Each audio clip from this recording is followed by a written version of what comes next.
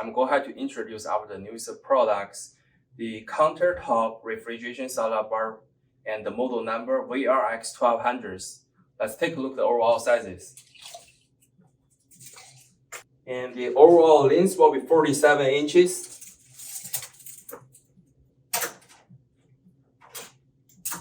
And the overall height will be 17.5 inches. And the depth will be 15.5 inches. As you can see, we have operating system here, the DEXO controllers and the switchers, and also the 110 US standard plugs. And also we do have a sanitation sticker at the behind. I'll show later. So let's take a measurement for the inner side.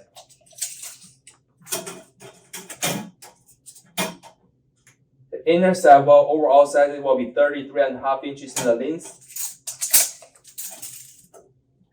and 12 inches in the depth and 6.5 inches in the height. Let me show you the sticker at behind. Right here you can see the sanitation approvals, ETLs, and the diagram right here.